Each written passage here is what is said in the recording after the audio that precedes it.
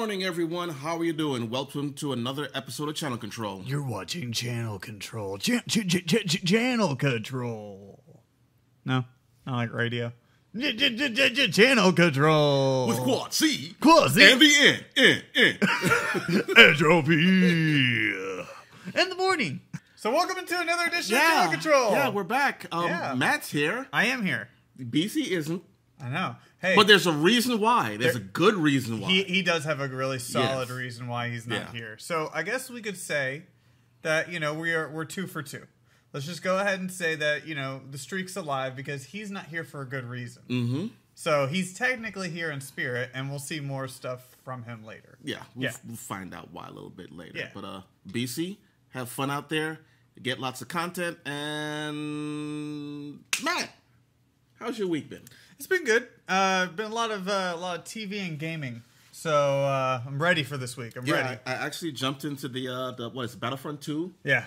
gaming you did Wednesday? Yeah, I did Wednesday, streaming yeah. on Wednesday. Yeah. Wednesday, yeah. Yeah. I do streaming every Wednesday on Cinelink's Twitch channel. And this past week was Star Wars Battlefront 2. And we almost gave away a copy of Project Cars 2. So we still have that code to give away for next Wednesday. You still have the code? I still have the I thought code. you gave it out. That guy he didn't stick around. Okay. Yeah. So, next week, check out Cinelinks Gaming on Twitch, and you should be able to get a code for Project Cars 2. That's right. All right. Latest of the Project Cars series. Yeah, I mean, if I was a car guy or racing, whatever, I'd be like, give it to me. I don't care about them. I want it, but I don't, so... And you were pretty vocal in the chat. You and that other guy were pretty vocal, and I did love how you got up there and you were like, Project Cars 2, gimme. Gimme. It's pretty great.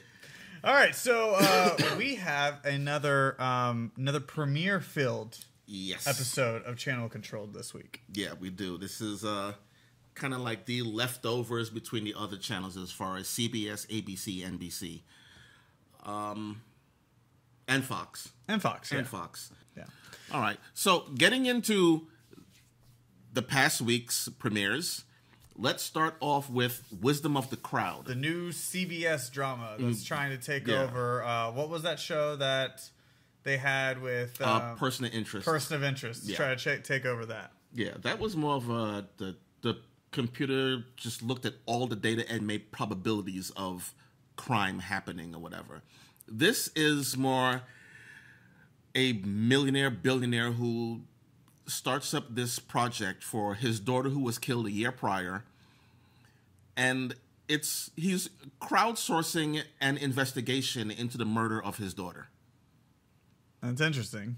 So there's a program you just download, put on your phone, and they can even in the episode at one point, they contacted a person who was in the area of a suspect to ask her if they could use her phone as a listening device. And she's walking her dog, so she just had to get kind of close. And they were able to eavesdrop on the conversation these two guys were having.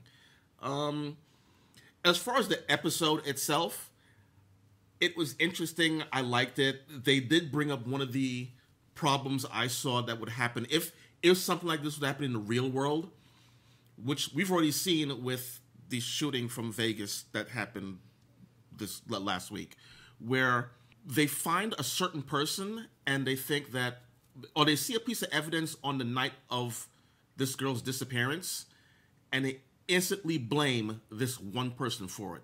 You've got people going after him. They beat the guy, put him in the hospital, and again, they're not looking for people to actually apprehend the person. They just want people to give them clues. They will sift through all the data and make a judgment as far as, is this credible, is this not? But, in the real world, people don't think like that. Not really. No. Something happens, and I blame you, and then you've got people in your face trying to blame you or beat you up or take you in for something you didn't even do. You just happened to be in the area at the time.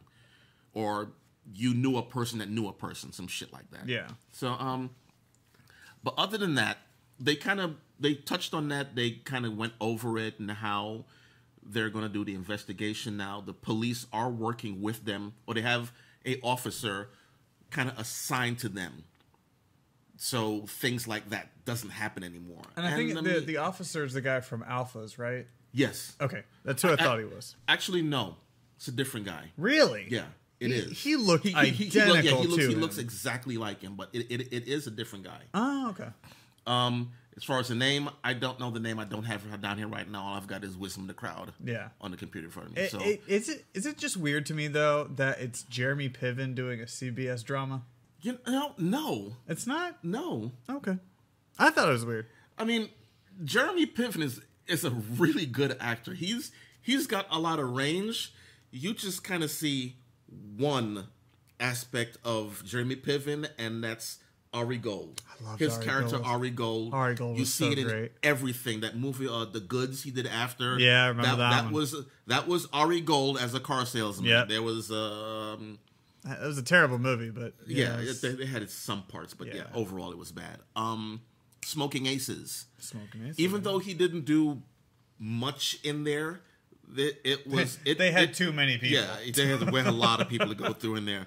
But that was a coked out Ari Gold. Yep. I mean, a seriously coked out, not like, all right, I'm up. No, I'm talking about. Yeah, he was out. So, out.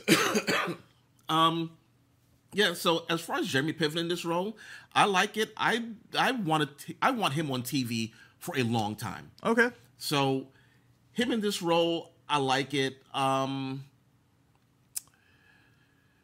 Does this series have any staying power? I don't know. Like, Yeah, I don't know. was surprised that Person of Interest was on for as long as it was, and I don't know if this one can sustain it, because I mean maybe 2 seasons, but I feel like it's really gonna grind out a third, and then it'll be dead. Yeah. I mean, even though it seemed like he was getting close to the person that killed his daughter, there wasn't enough evidence to link these people to it. So, I mean, they did capture a guy who was doing something as far as kidnapping other girls, and a girl was murdered. But that was another crime. But, they solved the crime, just not his.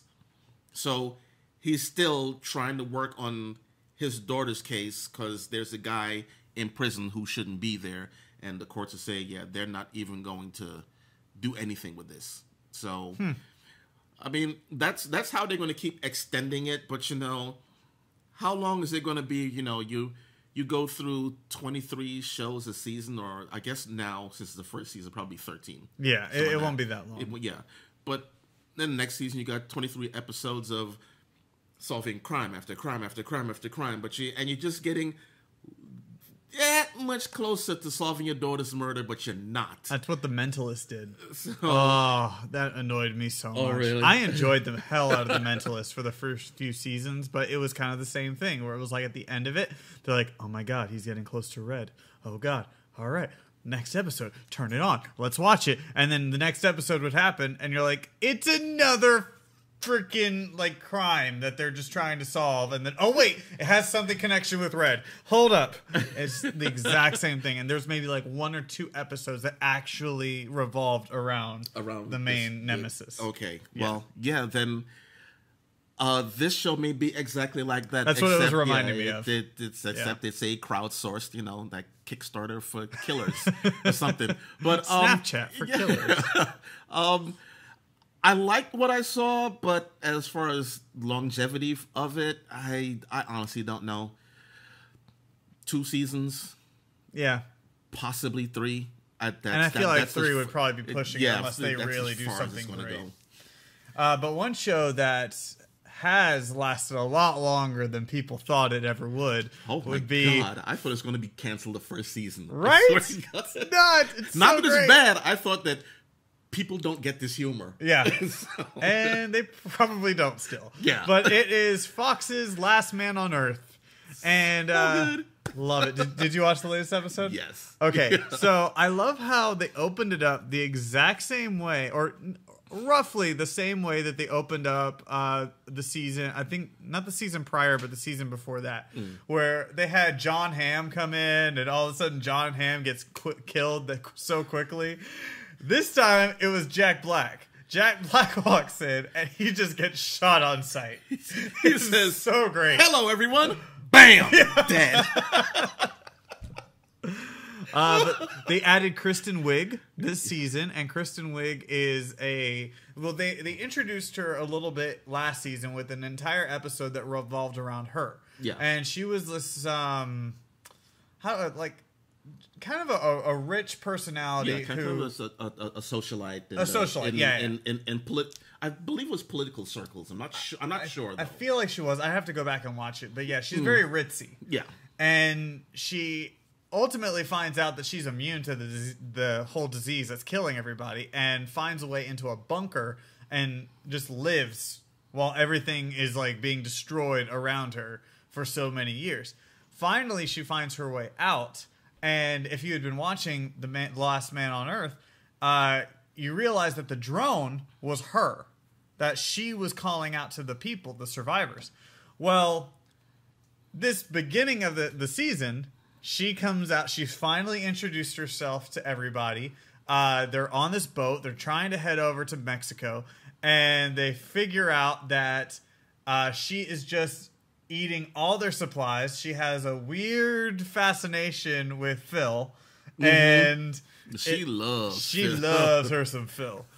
And meanwhile, two of the other survivors accidentally don't drop the anchor, and the boat just drifts off into the ocean. Yeah. And they have no idea where they are. Because see, they no one on the ship knows how to navigate in the night, so they're just following the coast. Jack Black was the one that actually could. Yeah, it was his boat. And, he was a shipman, and so he walked up. He was like, "This is a fine craft." Pop. But yeah, so they didn't realize to anchor the boat, they have to press and hold the button until it gets down to the bottom of the seafloor. So instead, they just drift off for a while. She pushed the button and let go, and it was like, because she thinks that drops the anchor. Okay. Yep. It went kickling. She's like, and that's how you do it. So now they've found an island, and all the survivors are getting on this boat to go to the island. Meanwhile, Kristen Wiig's character knocks out Tandy, or Phil, which is Will Forte's character, and now she has kidnapped him on the boat, and is taking like the yacht somewhere else, while the other survivors are still on the little craft headed toward the island.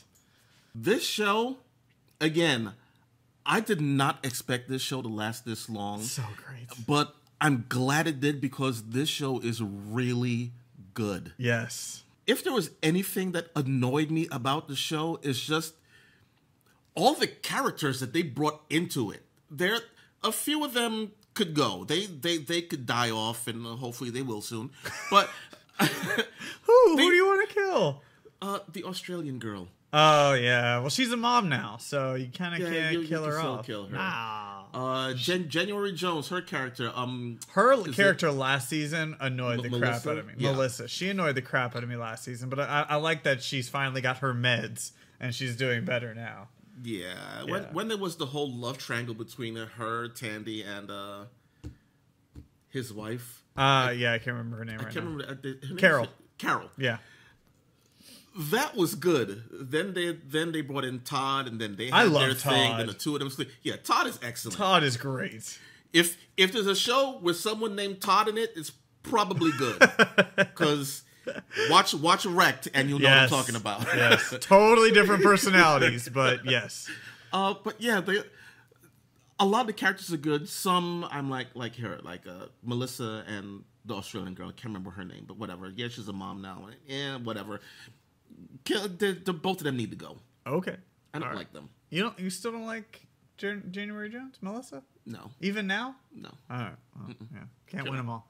But it's still like, oh man, I love this show. I love that because they always do something stupid with like everyday sort of like things. No, Tandy always does Oh, something that's stupid. true. Because like if you ever watch the first episode, you'll see Phil is Will Forte is just like taking toilet paper and burning it, or like using cars to like play bowling.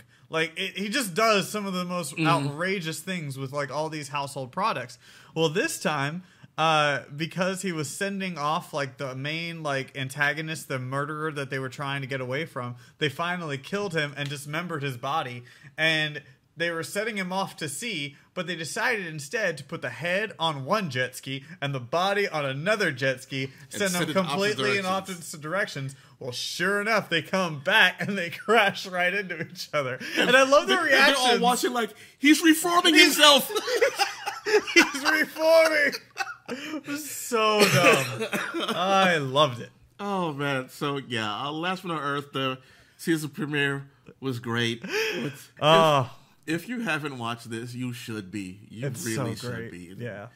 You can watch the episodes on We're on Hulu right now. I believe you can watch all of them. Also, like, if you're into, like, guest stars, consider this. You've had Jack Black, John Hamm, Will Ferrell, Kristen Wiig, Jason Sudeikis, and, and that's just 5 of them.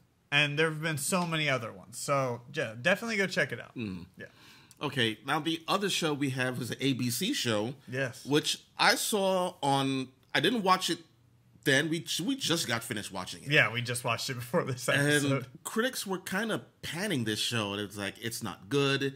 It's not the right character for this person. When we're talking about 10 Days in the Valley, where you have a producer of a TV show who she does a crime show, and her daughter ends up being kidnapped or is missing after a night of her working in her shed. She goes back inside, her daughter's gone, and I'm looking at that to see what was wrong with this. This show, it's good. Yeah, I actually liked it. I mean, I want to see the next episode now because it did what a pilot should do, and it piqued your interest enough to want to find out what happens next. And yeah, like, I don't understand what the critics are saying about how this isn't the right character for Kira Sedgwick, because Kira Sedgwick, I think, is showing range in this role. And I think she's doing a well enough job. Sure, there are some points that are kind of disjointed, but I feel like that's kind of what they're going for. They don't want to show you everything because of the fact that they want to get to it later. I enjoyed it, like, because the entire time I wanted to know what happened, who kidnapped the daughter, what's going on, who's this, what's that, and so there were little twists and turns all throughout the first episode that I'll be intrigued to see where it goes with the next one. Now, if episode 2 is crap, okay, fine, I completely understand now. But episode 1, I don't think, if that's what critics are basing it off of, I think they're not. I think they're off. Yeah. See, the thing is, that's like I told him. That's what happens when you go and get a freaking film degree. Just become an asshole. You get too critical of stuff, and you don't watch stuff to be entertained. You watch stuff to look for problems. It is true though. Whenever you go to a movie, like, and you have to write a review for it, it is hard to enjoy it for what it is. It's because you have to stay there and sit and watch every little issue until you've just completely unraveled the entire film. And there have been a lot of films that, while yes, they are terrible still, I didn't enjoy them at all. Yeah. While other people might have been like, oh, that was a fun little film. No, I mean... I mean, for me, doing this whole show is about what's entertaining. I have no film degree. I just watch a lot of TV. That's true. He does. I watch way too much TV. I literally have a degree in television. And... see, that's why I don't let him give me any opinions. What? You watched Wrecked because of me. I watched Wrecked because it is a TV show. You just kind of mentioned it to me. I did. I just kind of mentioned it. I knew of it. I just didn't know anything about it. Not a damn thing. Now, something that I don't know a damn thing about, because I jumped off that ship about a season ago, is Lucifer. Oh, yes! Because I got tired of the same shit over and over again, Detective. I have to admit, I glossed over that whole episode. Yeah? Yeah, I think I'm at the point where you are, where it's like I turn it on for background noise because, as he said, it's the same thing over and over again. All I know is right now Lucifer's got his wings back on his body. Well, you know, the wings that he burned off. Yeah, that's. I'm not even going to talk about this TV show. Granted, the character, the guy, Tom Ellis. Yeah. Love him as Lucifer. Oh, he's great. He's great. This whole romance thing and what's going on with God and Mother and Amenadiel and the little assassin chick, and that's still happening. I'm so over it. Amenadiel has his powers back. Oh, good for him. So congrats to him. Yeah. And he doesn't care about anything anymore because, you know, I got my shit back. Fuck all of y'all. When I was powerless, I needed you. I needed your help. Yep. I need you to understand me, who I was. I got my powers back. Man, fuck y'all mortals. Peace. So we'll let BC talk about Lucifer because he's still really invested in that show. Yeah, he is. Yeah. Yes. You guys sound nothing like him. We're not supposed to, BC. No. 9JKL on CBS. Now, this is a show that, like, the main actor, he was on Royal Pains on USA Network. Mm-hmm. And he played a doctor that, you know, was around, I think it was in the Hamptons.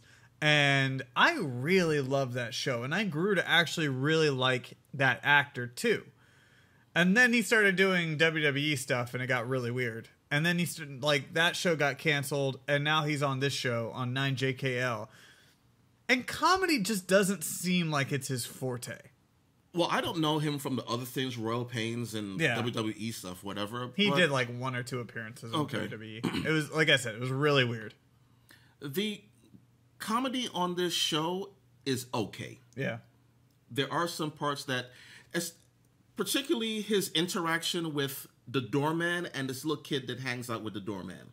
Can't remember the names of the characters, but his interaction with them is hilarious. As far as the other characters on the show, Ellie Gould and Levin as his parents, his brother and sister-in-law living next door to him. He's kind of sandwiched between them because his parents live in 9J, he lives in 9K, his brother and wife live in 9L. So they're all kind of right next to each other. Yeah, so while you got 9JKL, they're just bam, bam, bam. And he has no privacy after just getting divorced and having to move into this apartment building. And his parents and brother are right there. And they're all the time. And overall, it's like I said, the interaction with the door guy and the little kid is great. That is the funniest part of the show. Other than that, all these CBS comedies that have popped up, even though as far as ratings go, they seem to be doing well, they're not what I like. And they're mostly pretty much the same. Yeah. Like, they run in the same format. I mean, look at even Big Bang Theory. It all revolves around this one place, this one apartment building. And now you've got 9JKL. It all revolves in this one apartment building. And what's the common thread amongst all of it? There's no privacy. And so that always seems to be like the main motivating factor in all of these CBS comedies. And that's just, I'm kind of over it. I would like something more, I guess, fresher from them. And I don't know. I feel like CBS is kind of thinking to themselves, let's just go back to the well and see how long we can pull this out until it goes dry. Well, you have to look at it also. What I found out recently was the median age for a CBS viewer is 55. That makes sense. That's around the age of my parents. Yeah. So, and CBS does not seem to want shows that pull in a younger crowd, which is one thing they mentioned about the whole Star Trek thing. Sure. They could have put that on regular TV, and they would have pulled in a crowd going down to, let's say, 30s. Yeah. It may go younger, but the majority of their crowd would be around 34, 35. Well, I mean, That makes sense, but it also makes me wonder, like, why CBS makes the shows that they do. Like, Three Broke Girls. That's not really something for 55-year-olds. Unless the 55-year-olds and up are like, they're so irresponsible with their money. Or, Or they're like me with the, oh, look at that Kat Dennings. That is true. That is true. Even the women. So moving on from CBS, let's get away from that for a minute. So let's move on to a show that I thought was just an Actually, I glossed over that one too. I was watching a whole bunch of other shit at the time. Sad. This is one that actually I feel like you shouldn't have glossed over. I did. I was busy that night when it was on and doing other shit. Then I started watching other shows. Did not get back to it. And the show I'm talking about is The Gifted, which is crazy. But this guy knows all about The Gifted. Mostly, yeah. Mostly? Yeah. Did you gloss over it? No, too? I watched all of it twice. No, okay, so after you finish watching Channel Control, what you also should do is go to cinelinks.com and look up Gifted Talkers, because that is the after show that not Rob, BC and I do for The Gifted. It's called Gifted Talkers. So The Gifted is Fox's new X-Men television show, the one that they've been working on for a long time to try and develop. They've been promoting this thing since what, last year? I want to say they've been promoting for a while. Yeah, and this is also the show that was briefly filmed in Dallas and then moved to other locations. Now that ultimately becomes the problem in this show, is because you know that a lot of it is filmed in Dallas, and they even talk about some stuff being in Dallas.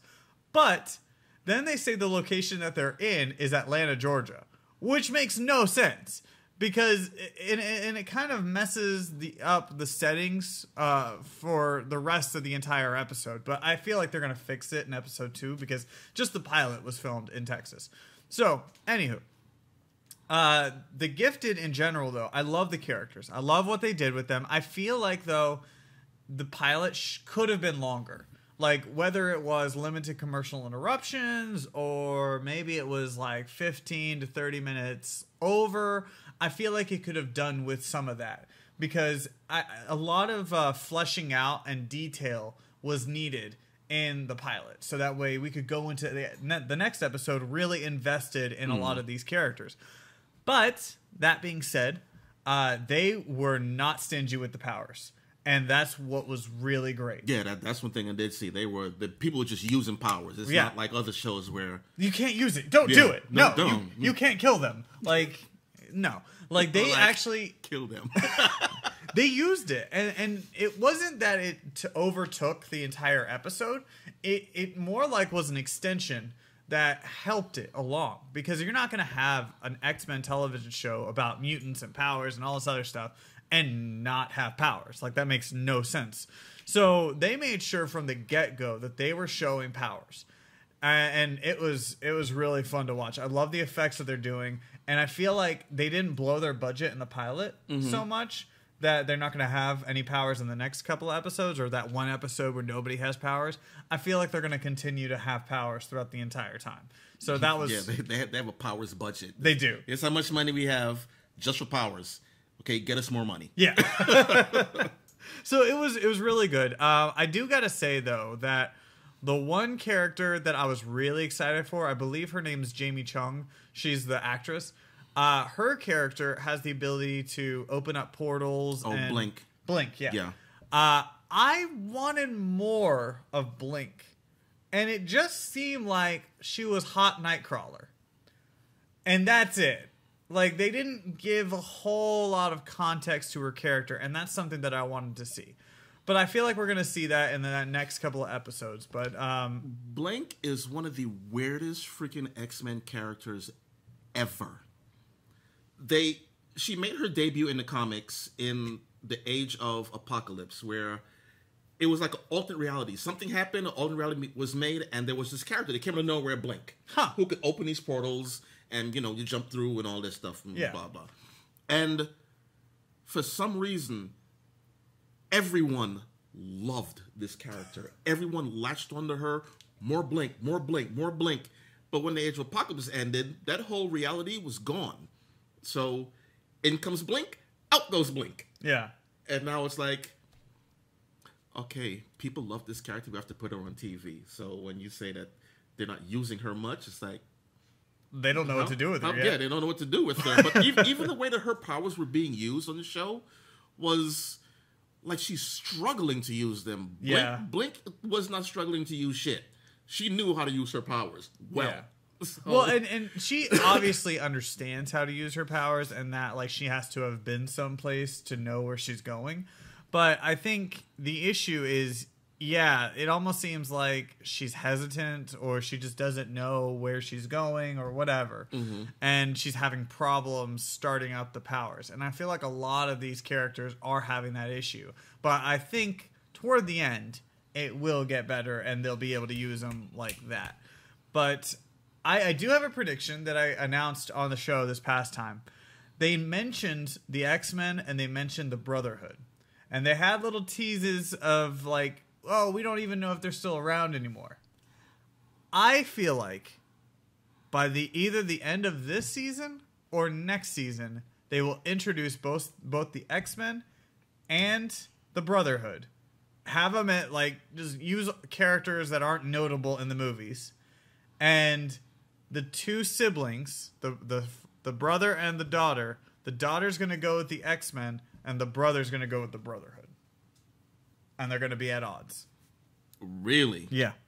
That's my prediction after watching episode 1. That's a bold prediction. Right? I can't even say if you're right or wrong because I need to watch the episode again. But with them splitting up like that. Now, I could see if what you're talking about, if they did a split, like the daughter went with the New Mutants and the son went with not the Brotherhood, but the Sentinel Services. No, they would have to introduce a whole other group, which is the Hellfire Club, right? Because they have their own group of young mutants who are then technically evil, but then again, Proudstar, who's on the show as Thunderbird, he was part of that group.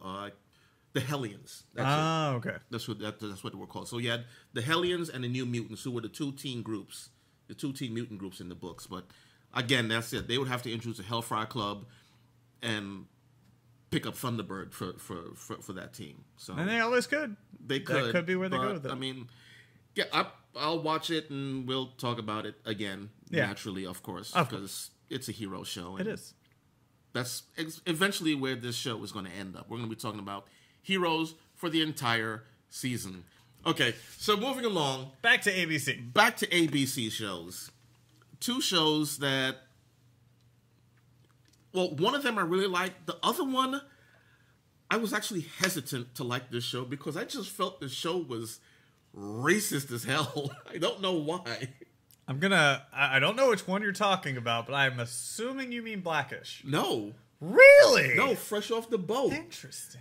Just the name alone, an Asian family, I'm like, ooh, is this show gonna fly? Is the Asian community okay with this? I don't know. I have not heard them say anything about it. I mean, I do watch episodes here and there. I don't religiously watch Fresh Off the Boat, but it's actually a pretty good comedy. It is. I feel like it's gone a little too long, but then every time I feel that way, it always pulls me back in with a good episode. And I've enjoyed Fresh Off the Boat since it came out. My wife and I, we try to watch it like on a weekly basis whenever we get a chance to. And I especially like the opening to this is season 4, right? Yes. Yeah. Okay.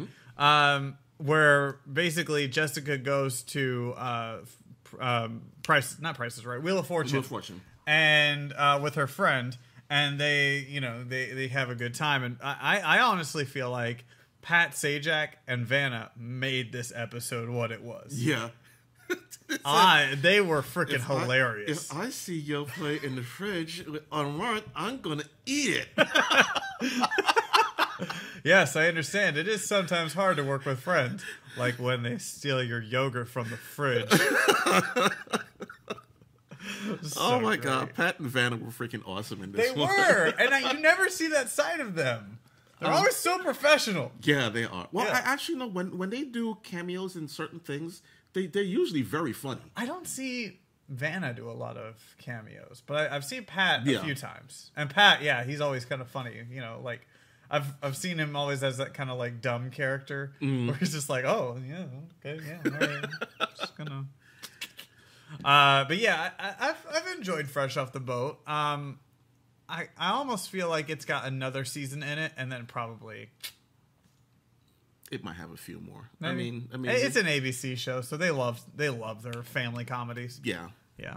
I mean, you got the middle, which is going into its 9th season now. Which I I mean, thought the middle was it's ending. Yeah, It's ending yeah. this season, but I mean, 9 seasons. That's a long time. That's a lot more than I ever thought it was going to. And the other Modern one, Family's Modern been on Family, forever.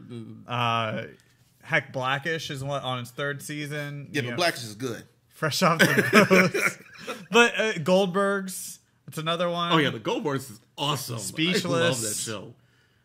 What was they? Then they have the Real O'Neills, but then I feel like that one got Yeah, canceled. that one, they kind of squeaked that one out, and it just disappeared after a couple episodes. I think the point we're trying to come across though is that they really love their family comedies on ABC, like really. So you're right. Fresh Off the Boat will probably be on for like 10 more seasons. Probably. Yeah. And the other show he mentioned earlier was Blackish. And when I first saw this show Blackish coming out, I was like, who the hell greenlit this shit for TV? What are people thinking? And I watched the show and I'm like, okay, this show is good. They kind of caught that thing that they're trying to put across, which is you have a successful black family who the children are just, I mean, they're basically well off. I mean, they're not like millions of dollars wealthy or whatever. They have good home, good school, good neighborhood, everything, and they have no problems. The problems that some black people have today, where you move in the neighborhood and walk down the street, then the cops pull you over.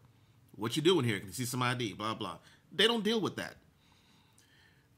However, the father wants his kids to identify as being black. Yeah, but they're like, we're just people. And he keeps pushing this. You need to be black. You got to be black. It's black, black, black, black. Be a black person. You're not white. You're not this, whatever. But it's still funny because of some of the situations they put you in where this is against this. Like Junior's just Junior. His father wants him playing basketball, doing all this stuff. And Junior would rather dress up as Harry Potter. Good for him. So, Good for him. If that's what he wants to do it up, Junior. Shoot, But, I hope my kid does that. First episode was about Juneteenth, which is like, oh God. Oh, no. The day that slaves were actually freed. And there was a big deal about that in the office. Why? You have a Black History Month. You have a this. You have a that. Why do you need this too? Why can't white people have this? And it was like,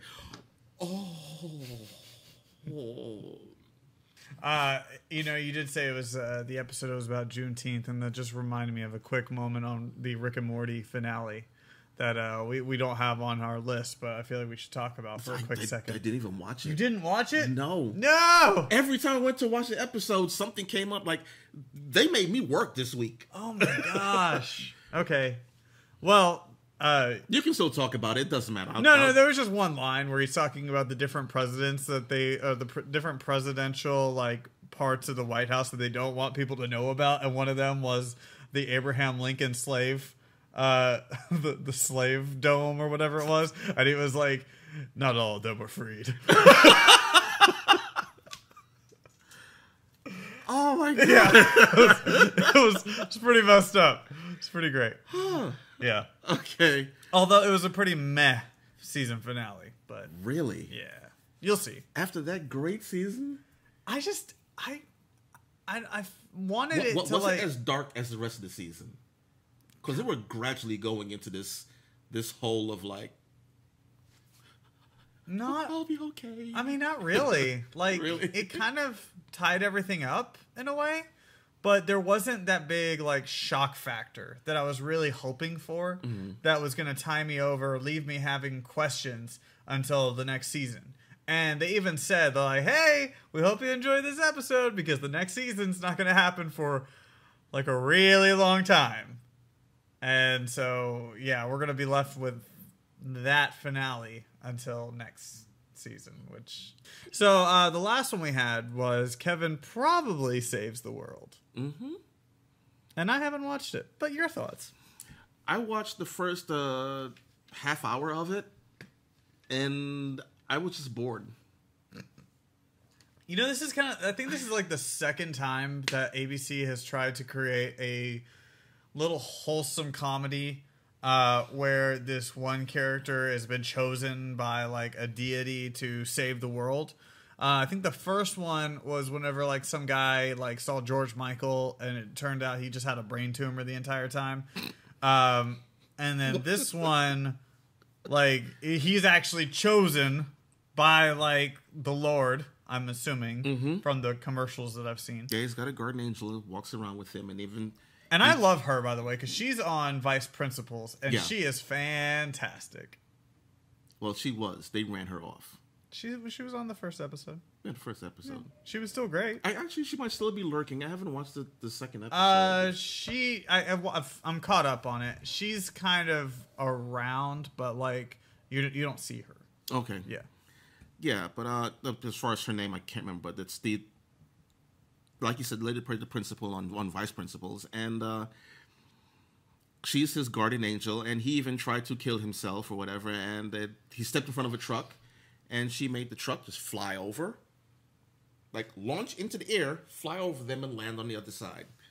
And the guy got out like, "What the hell just happened?" And she was like, "Okay, now that you know that you can't die, there's something important for you. Let's get to saving the world." And okay, so now Kevin probably saves the world. I think I wish they didn't add the probably part, because that just kind of makes it. Well, the show, I remember seeing this before when during the upfronts from March or April or whatever it was.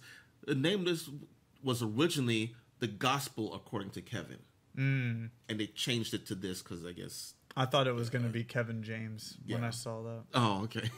Well, no, thank I God. really did. Because he wouldn't care if you died. It's true.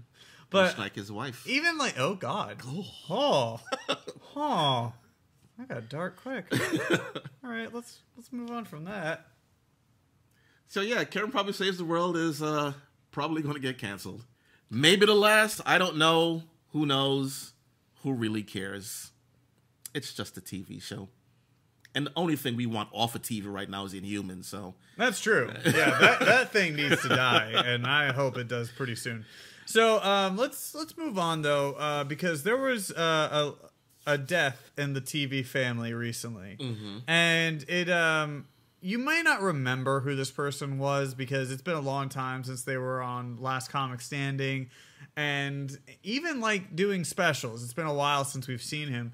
But unfortunately, comedian Ralphie May died, and what's really unfortunate about it was that he died at the age of 45 from a heart attack, and he was always kind of an overweight guy. Yep. Not kind of, he was overweight. He was overweight. Yeah, but he always used that as a tool for his comedy, and that's one of the things that I always loved about him was that he never really let anything bring him down. And it just sucks that a guy like him, as far as funny and as much joy as he provided to a lot of people who were fans of his and watched his shows, it's unfortunate that he passed so early. 45, that's way too young. Yeah, I mean 45 is young, yeah, but when you're talking about someone who at one point was 800 pounds, that's true. It was after a car accident. Yeah, he tacked on a whole lot of weight and was at 800 pounds, had gastric bypass surgery, lost a little over 350. Yeah. Which is... That's a huge drop. He lost a human being. Mm-hmm. A full-grown person. Possibly even two. Yeah. So, it's sad that he died, but again, the guy was severely obese. He was. And I think, though, that people should look at what happened to him as kind of a cautionary tale. So they can look at themselves in the mirror and be like, okay, maybe I need to like, work on this. Maybe I need to make myself better or at least healthier. Like, it doesn't matter if you're a little overweight. That is what it is. Everyone's overweight. I'm overweight. Everybody is. Absolutely. Shoot, I'm not happy with my body. So like the thing is though, is that it's all about being healthy. So do whatever you can to be healthy, because 45 from a heart attack, that should not happen to anybody. So whatever it is that you need to do, whoever it is that you need to go see, just have the strength to get up and go do it. Yep. Yeah. As far as Ralphie May himself, I've watched a lot of his stand-up shows. He was very funny, will be missed, and I don't know. That's pretty much all I got right there. Yeah. Our condolences to everybody who knew and loved him. Okay. Yeah. So, meanwhile, though, our colleague and friend, BC, who is not here. Yes, thoughts and prayers go out to BC's family. He's actually in New York. You were from New York too. Yes, I am. BC gonna get stabbed. Yes, he is, because he's the biggest man in New York now. Literally. Seriously. Guy is tall. There's not a lot of tall people in New York City.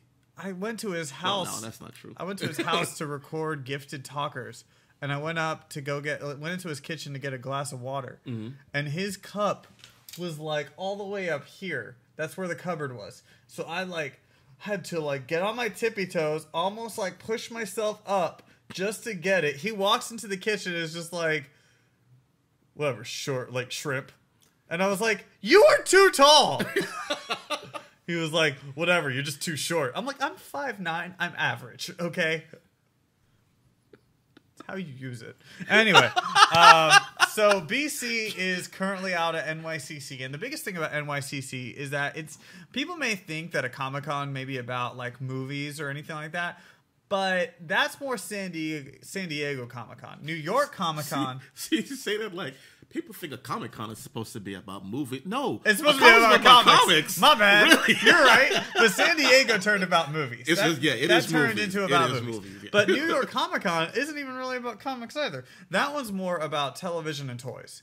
So one of those things we actually do cover, which is television. So BC is out there right now at all these panels. He's getting in with all these executives and watching the first episode for a lot of the shows that haven't even come out yet, or seasons that haven't even come out yet. So he's going to have a video talking about everything that he's explained or everything that he's seen, and he's going to explain his thoughts and feelings on all of them.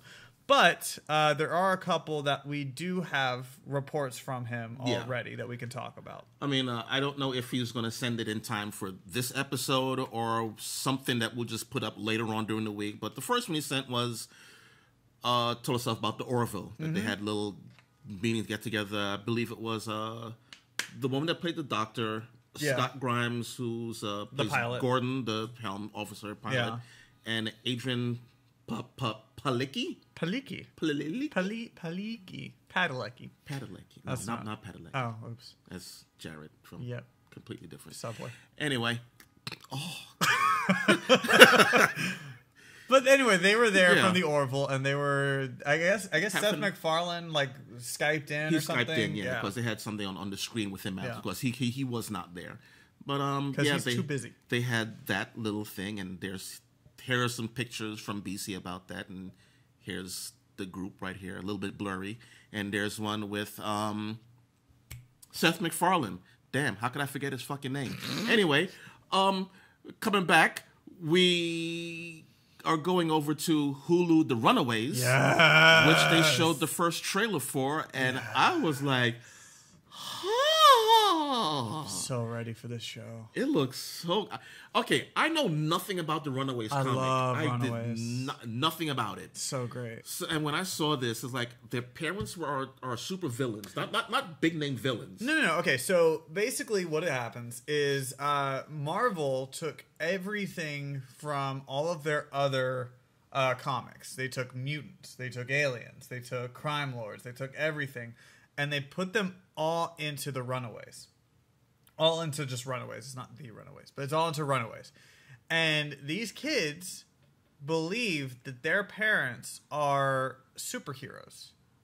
Until one night, whenever they go into, and this is how it is in the comics. I don't know how it's going to be in the same way in the television series, but the parents meet up to talk talk some sort of like superhero meeting, and they're like, "Okay, kids, you'll be part of this one day."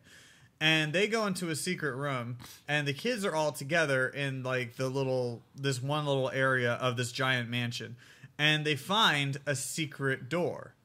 And they go through the secret door, which is like a library sort of thing. And they go through the tunnels, and they find a two-way mirror. But they can't. The parents cannot see through the mirror. It's only the kids are seeing to what's happening. And they basically watch as their parents straight up murder a hooker. And the kids freak out. They realize at this moment, and it's all a part of the spell that they were doing, but the kids realize at that moment that their parents are not good people, and they need to get the fudge out of there. So they do that. They like go on the run, and that's how the show starts. And meanwhile, the comic series, that's how it starts. Meanwhile, these kids, as they're on the run, are at the perfect age to start learning more about their own powers. And so then they have to cope with it and learn how to use them with each other. So not really with an experienced individual with them. So it creates like another layer of drama, and it gets really interesting. Then at some point they have a velociraptor, which is awesome. Huh? Yep. Old Lace. Girl's awesome. It's a genetically engineered velociraptor from the 87th century. Wrap your head around that one. Hey, what's going on, Rob? What's going on, Matt? If you're there, which you're probably not because you hate the people. Me, I love the people. That's why I'm here in New York City in the middle of the night recording a video just for you guys. I figured, you're probably going to hear some traffic. I do apologize for that because I'm standing on the Pulaski Bridge. If you can't tell, I could have done this in my Airbnb, but I said, nah, let's give them a good view. Let's give them a good look.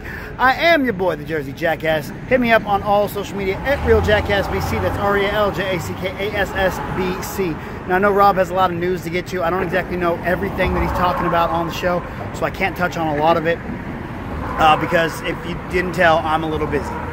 New York's got me running around. But I do know he's talking about shows that premiered this week, and one thing that premiered this week was The Gifted, and I absolutely loved The Gifted. I thought it was one of the best superhero shows to come out in recent history, and I also believe that it's probably going to be one of my favorite this year, if not of all the shows. So I'm really excited for it. However, Comic-Con has definitely added to that list of shows I'm excited for, which I'll get to as soon as Rob's ready to start talking about New York Comic-Con. So yeah, here at NYCC, having an absolute blast, doing the thing. Been running around all over. The thing about New York Comic Con, it's not like San Diego where everything's all in one big giant area. I got to go from the convention center to Madison Square Garden to Hammerstein Ballroom. It's absolutely insane to truck it all the way across this city. It's a lot of fun, don't get me wrong. There's a lot of hot dog vendors and pizza shops in between where I need to go, so that always helps out. But, I got to go see two really cool panels today. One of them was the Orville, which was absolutely incredible. Seth MacFarlane wasn't there in person, but he was there on the big screen. So it was cool to see him and Adrian Palicki and everyone involved in that show. They just seem like they have a lot of fun on set. And it seems like they've really done what they've set out to do. And I'm really enjoying it. And I really hope you guys are, because they seem to be enjoying it. And they're hoping to get more seasons, more episodes, and keep expanding the universe of the Orville. Sorry if the camera's shaking, guys. I got a selfie stick, and I'm not very good at using the selfie sticks. It's weird, and I'm better stand it up. It's good to go. But, it is what it is. Anyway, more importantly, I got to go to the Runaways panel at Marvel, and one of the really cool things about this panel was, well, one of the things that was not so cool is I go in, I sit down, and I see that the Runaways trailer is already online before they've even shown it to us in the panel, which I was like, well, that kind of sucks, because I was trying, same thing happened earlier with Pacific Rim. I went into the panel, and they had the trailer online already. I was like, well, why am I in this panel if you're not going to show it to me first? But it was okay. because Jeff Loeb brought out the entire cast, and then he had a clip to show us of the show. And then he announced that this clip was 53 minutes long. So yeah, I got to see the entire first episode of the Runaways, man. It debuts on November 11th, or November 21st on Hulu, and it is really good, man. It's based on a Marvel property, a property that I don't know a lot about. So when there was a lot of time in the panel or during the episode that a lot of people were marking out over Easter eggs or things that were going on, and I didn't really know what it was that was going on. I just knew that there was cool stuff happening because I don't know the Runaways very well. So that was a really cool thing to go into this going, I don't know these characters, and it's something brand new. To me at least.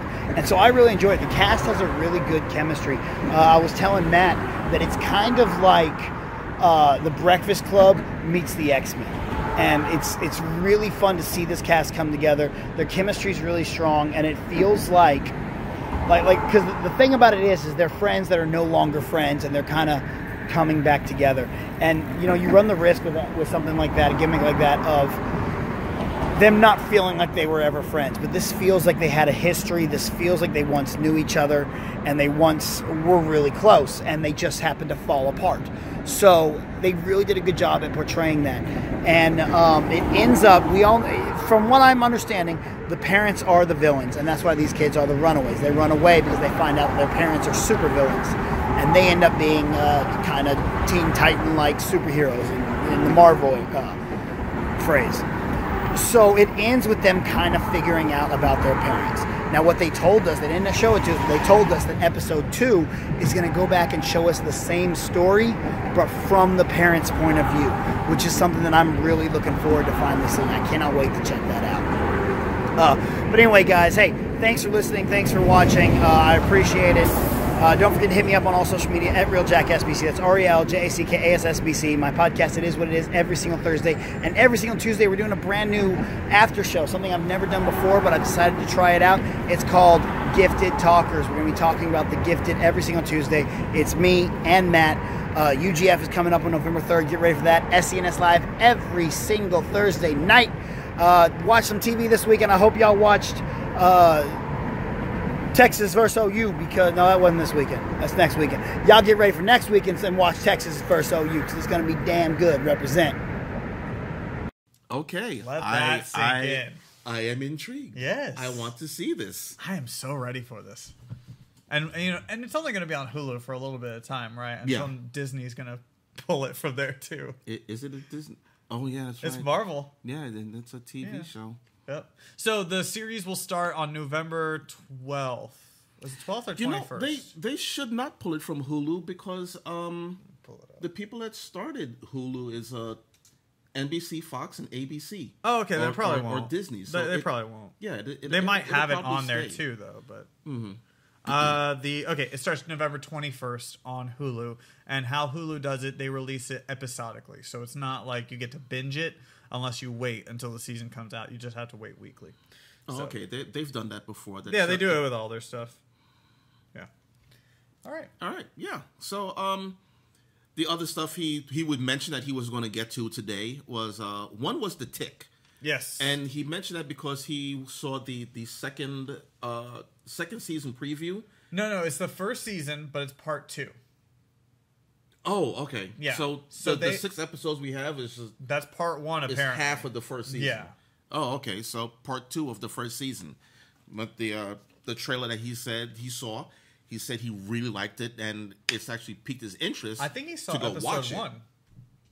Did he? I think he saw episode 1 of the part 2. Okay. Yeah. I remember him. I just remember him talking about that preview. Sure. And him saying that he needs us to watch the rest of the series. So I mean, I was not really taken with this first season or the first half, which I did not know.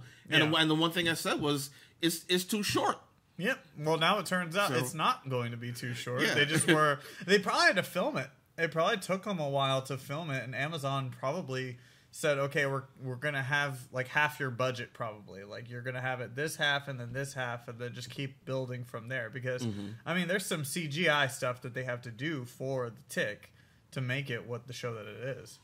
I mean, if you're going to do that, either release an episode every week or finish it completely. Yeah.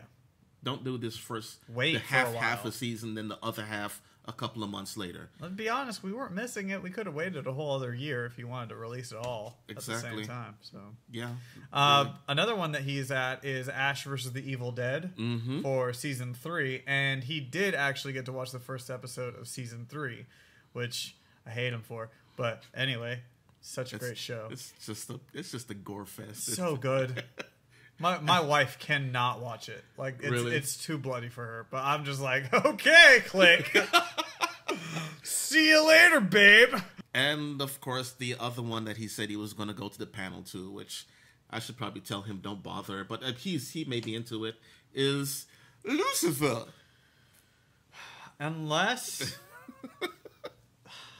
somebody from the crowd walks up and asks a question that's like, who's the detective? Will you ever get to the frickin' point? I don't care about that panel. Like, that's the answer. That's the question I want answered. You know, when will you get to the point? In the first season, I would be, yes, I want to go to this panel. Sure. But now it's like, I'll wait for the season to start. Like, I'm good. I don't need anything else. Anyway, so BC will be releasing a video later on. It'll either be on this episode or you will see it come out later on right here on this channel for channel control. If he gives us a video for now, it's going to go right here. I got to see the Tick panel today, which was really cool, really fun. I don't watch the Tick, but I know Rob does, and I know, Jason and Matt, everybody, they've talked about it. They said how good they like, how much they like it and whatnot, so that's cool. The panel was a lot of fun. The second half of season 1 looks really cool. Looks good enough to where I do kind of want to watch it. So I might go back to Amazon and check out the first half of season 1. We got a teaser preview for the second half. Really freaking cool. Y'all can check that out on Cinelinks. So, yeah, Tick, it was cool. Versus the Evil Dead, absolutely awesome. So awesome that they showed us the entire season premiere of season 3. So much freaking fun, man. It's got the scares, it's got the laughs, it's got everything. It's got Bruce Campbell's daughter, or Ash's daughter. So it's really cool. The whole team gets back together. Again, a show that I don't normally watch, but one that I'm going to want to check out just because I thought the panel was so much fun. So, last but not least, I got to go see the S.H.I.E.L.D. panel, which, again, incredible. Marvel knows how to put on a show. Now, they didn't show us the whole first episode, but they did show us the first 20 minutes of the season premiere, which will be premiering on December 1st, I think. I might have to fact check. It's late. I'm kind of off. Sorry. But yeah, the first 20 minutes were a lot of fun. Really cool. It's exciting because they're in space and they're all waking up in space. It opens up with this agent who is apparently an alien. And he is swimming and going about his day. Then he gets dressed, gets an FBI team together. And then you realize that he's putting together this team that is going to get Coulson and his whole team at the end of season 4. So then boom, flash forward, we wake up in space. Everyone's waking up in separate rooms and going after, trying to find each other. We all get together. Quake has an awesome entrance. And it's just really flippin' cool. And I think that was my staircase. No, it wasn't. I'm still going up here. I'm good. So, yeah, a lot of fun. Makes you really excited for season 5. No word on Ghost Rider. So who knows if he's going to be there or not. I don't know if we're going to see him again, what's going to happen with him. But I really did enjoy what we did see. And Chloe Bennett, who plays Skye, or Daisy, however you want to call her. She'll always be Skye to me. She is the sweetest human being on the planet. Because at the end of the panel, everyone's saying hi and talking to people and blah, blah, blah. The security starts rushing them off. And even though they're rushing them off, she keeps running back and taking more pictures with more fans. because she's literally just the sweetest person ever. So that was really cool to see. Other than that, Comic-Con was great. Y'all know where to find me. What show do you really like? I binged the hell out of The Good Place. After we talked about it last week, you told me that like it turns out they were in hell, and I'm really enjoying the hell out of this show. I went home and took care of my sick wife, and while she was passed out, I went into the study and binged the hell out of this season on Netflix, and then watched the first couple episodes of the second season on Hulu. Mm-hmm. And I loved it. The only episode that I really was not that into was this last one for season 2, episode 3. I did not see that one. I saw the first 2. It just, I don't know, like it's a setup episode. Okay. So there's nothing that happens. It's just setup. Like this was that budget episode that they were saving all their money for. That's what this one is. So yeah, check that one out. But yeah, the Good Place honestly surprised me because when it first came out, I was like, "This show is horrible. I don't like it. It's just too eh." Yeah. But after a while, there were a bunch of episodes on Hulu, so I just went back and watched them. Mm-hmm. And when it came to the end, and it's like, "Holy crap, they're in hell!" Yeah. This whole series is good. It's so great. And I also love how they opened up the season where he's going through all these attempts, and he's like 600, 800, however many he's doing. He's like, okay, this time I know it. I've got it. Attempt number 25. Yeah. It's like attempt number 647. I love how he's just sitting there like it doesn't matter. They're gonna find out. They're gonna find out that this is hell. It doesn't matter if like whatever I do. And she's like, "I'm sorry. Did I hear you say something about hell?" Yeah, this one doesn't count. Yeah, it's like, as soon as she got there, they said it in front of her, and she's like, "I'm in hell." Shit. Sorry, you left the door open. You said this is hell. Yeah. So great. Yeah, it's just it's a really good episode, and I'm glad it turned out to be better than what I thought because I really like Kristen Bell as an actress. I really do too. And also I love the character Janet. The robot that's not a robot. It's like we're gonna do this with a robot, not a robot. But yeah, Kristen Bell's amazing. I loved her in Veronica Mars, and I loved her in whatever else she did after that. Never watched it. But this one, like, it reminded me how great of an actress she is. First thing I really remember seeing her in is the Showtime show. Was it Game of Lives or House of Lives? House of Lies. House of Lies. It's House with of Lies. Don Cheadle as their... There's like a lawyer thing, right? Advertising. No, it was advertising. That's what it was.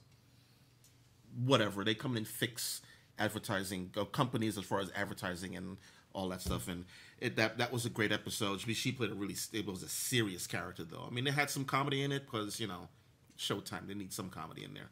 But, yeah, that was good. And I've seen some movies with her. And then with this TV show with her, I was like, oh, okay, I hope this is great because she's pretty. And I watched it, and I was like, she's still pretty, but the show sucks. And I watched everything, not just like week to week.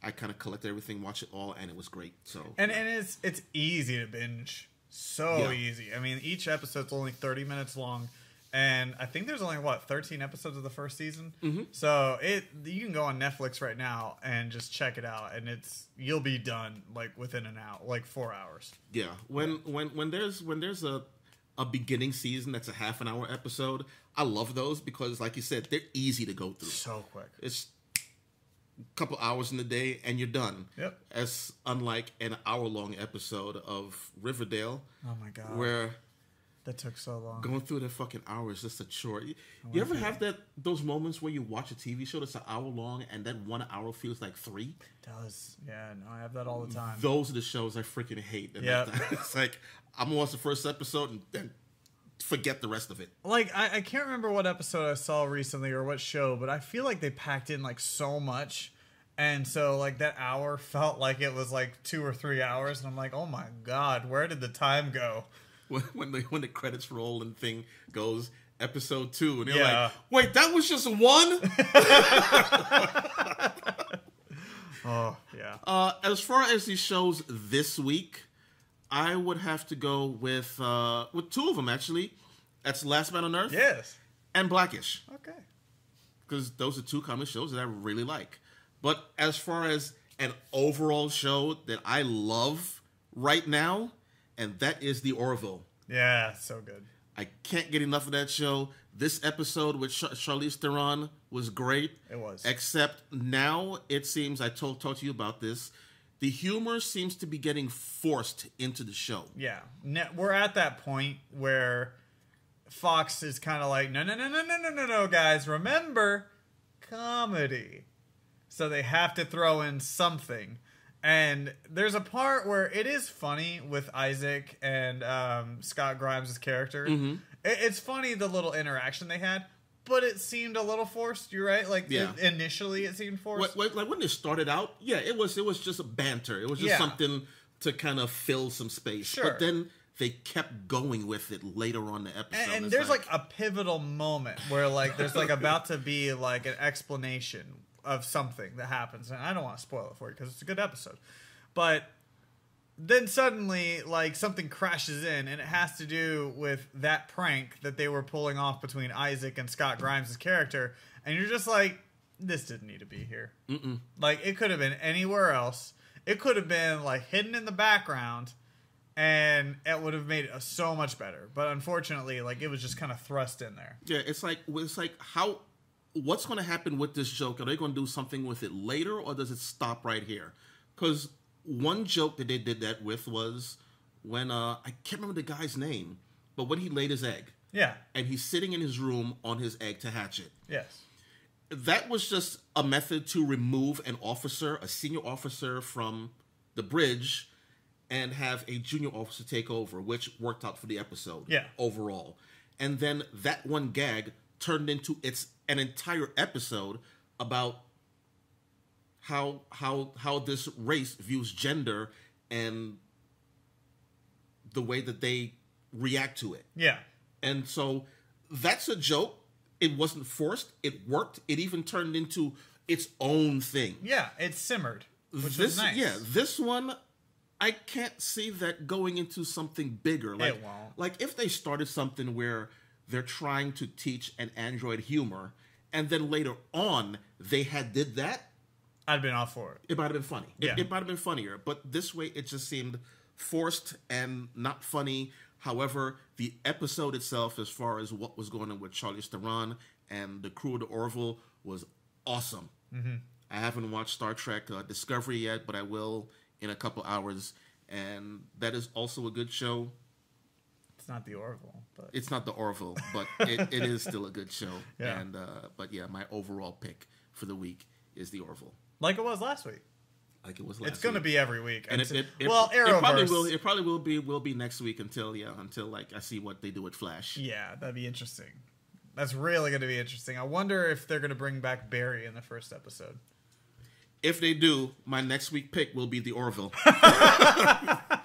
Because I don't want to see Barry until like halfway, or even bring him back in the very end. I feel like they need to bring back let Barry. Wally get his shine. Yes, but I feel like Barry they should bring back like right at the end of the mid-season finale. Yeah. Like bring Barry back then, and you're just like, and then close. Next episode in like February or March. That's whenever they start up with Barry. If they start this episode of Flash and say it's 2 years later and then they pop Barry out, I'm gonna be like, fuck y'all. But I feel like they can't do that because they have to have somebody else to go into the Speed Force, right? Mm-hmm. So who would they have in there? Let's just go get old Flash. I can't remember his name. Flash? Well, the old guy. That was his dad. Yeah, his dad, yeah. Let's go get his dad again and be like, hey, get in the Speed Force again. We need Barry. We don't need you. You're old. We need the best Flash among us. That would be Jesse Quick. That is true. That is just Honestly, I don't know. Actually, that would be Savitar. That motherfucker got shit done. Anger gets Get shit done. And on that lovely note. Yeah. On that note, we will be ending this show. That's right. For today. For today. We'll be back next week. Mm-hmm. Maybe not. But for the meantime, go ahead and follow me on Twitter and on Instagram at Move the Joystick, and also follow UGF at Cinelinx UGF, because our next tournament is on November 3rd, and it's going to be over WWE 2K18, and I've already started training for that. We have a couple of announcements coming up that you're going to want to keep an eye out for on the Cinelinx UGF Twitter page. I am Rob. You can find me on Twitter at Entropy1. You can also find Channel Control at Channel Control on Twitter. And there you have the links that you can find the YouTube channel to watch all our wonderful videos. And the one video that seems to be making our channel popular, which is Scott Grimes, who plays Gordon on the Orville, singing at SDCC. That is... It's pretty great. It's awesome. Thank you so much. Thank you, everyone who is subscribed. And, hey, there's other videos to watch. That's right. Also, don't forget to check out Cinelinx.com. We have all kinds of news and reviews, editorials, and more on there. And Gifted Talkers will be on Cinelinx every Tuesday if you guys want to get your after show gifted on. So, yeah. And SCNS on Thursday nights. Every Thursday night, 8 p.m. Central. With me, him, the real jackass, REALJACKASSBC. That's right. Cora and Jason. That's right. See you later, everyone. Thanks for for coming to the watching. show.